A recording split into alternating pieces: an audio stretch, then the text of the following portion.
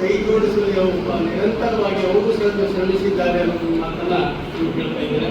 ಹಾಗೆ ನಮ್ಮ ಸಾತುಗೌಡರು ಬೆಳಗೇರಿ 2 ಜನ ಸಾತುಗೌಡರು ಇದ್ದಾರೆ. ಒಂದು ಅಪ್ಪನಗೌಡರಲ್ಲಿ ಇನ್ನೊಬ್ಬರು ಬೆಳಗೇರಿ.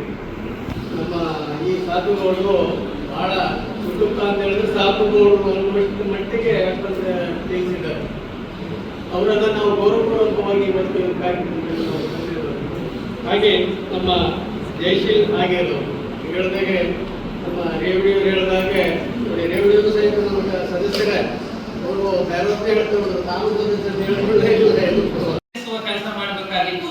ಇವತ್ತಿನ ವಿಪರ್ಯಾಸ ಆಗಿದೆ. ಯಾಕೆ ಇದೆಲ್ಲ ಬೇಕು, ಯಾಕೆ ಬೇಕಾಗಿತ್ತು ಸಾಹಿತ್ಯ ಪರಿಷತ್ತು, ಯಾರು ಕಟ್ಟಿದ್ರು ಇದನ್ನ, ಆಮೇಲೆ ಯಾಕೆ ಕಟ್ಟಿದ್ರು, ಅದ್ರ ಜೊತೆ ಒಳಗೆ ಕಟ್ಟಿದ್ರೆ ನಮ್ಮ ಜವಾಬ್ದಾರಿಗಳೇನು, ಅದಕ್ಕಿಂತ ಅದನ್ನು ಉಳಿಸಿ ಬೆಳೆಸುವ ನಾವು ಮಾಡೋ ಕೆಲಸ ಏನು ಇತ್ಯಾದಿ ಆಲೋಚನೆ ಮಾಡಿದಾಗ ಸಾವಿರಾರು ವರ್ಷಗಳ ಸಾಂಸ್ಕೃತಿಕ ಹಾಗೂ ರಾಜಕೀಯ ಇತಿಹಾಸ ಹೊಂದಿರುವ ಈ ಕರ್ನಾಟಕ ಕನ್ನಡ ಭಾಷೆಯ ಮೇಲೆ ಉಳಿಸುವುದಕ್ಕೆ ಹೋರಾಟ ಮಾಡುವ ಪರಿಸ್ಥಿತಿ ಯಾಕೆ ಬಂತು ಅಂತ ಯೋಚನೆ ಮಾಡಿದಾಗ ಇದರ ಅವಶ್ಯಕತೆ ಖಂಡಿತವಾಗೂ ಇದೆ ಅಂತ ಅನಿಸ್ತದೆ. ಅದೇನು ಅನ್ನೋದನ್ನ ನೋಡ್ತಾ ಹೋದಾಗ ನನಗೆ ಈ ಪ್ರಶ್ನೆಗಳು ಉದ್ಭವ ಆಯ್ತು.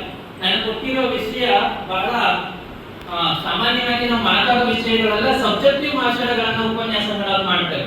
ಇಂಥ ವಿಷಯಗಳ ಮೇಲೆ ಮಾತಾಡೋದು ಸ್ವಲ್ಪ ಕಷ್ಟನೇ. ಕರ್ನಾಟಕದಲ್ಲಿ ಕನ್ನಡನೇ ನಿತ್ಯ ಸತ್ಯ ಅನ್ನುವ ಶಬ್ದವನ್ನ ಕೊಟ್ಟರಲ್ಲ, ಆ ಶಬ್ದಕ್ಕೆ ನಾನು ಅರ್ಥ ಕೊಡಬೇಕಾಗಿದೆ. ಯಾಕೆ ನಿತ್ಯ ನಮ್ಮ ಕನ್ನಡ ಬೇಕು, ಯಾಕೆ ನಮಗೆ ಸತ್ಯ ಕನ್ನಡದಲ್ಲಿ ಏನ್ ಸತ್ಯ ಇದೆ ಅನ್ನೋದನ್ನ ನಾನು ಅರ್ಥ ಮಾಡ್ಕೋಬೇಕಾಗಿದೆ. ಹಾಗಾಗಿ ಅದನ್ನ ತಿಳಿಸುವ ಪ್ರಯತ್ನವನ್ನ ನಾನು ಮಾಡ್ತಾ ಇದ್ದೇನೆ. ಕೇಳಿಸ್ತದೆ, ತೊಂದರೆ ಇಲ್ಲ. ದಿನ ಇದೇ ಕ್ಲಾಸ್ ಪಾಠ ಮಾಡ್ತೇವೆ.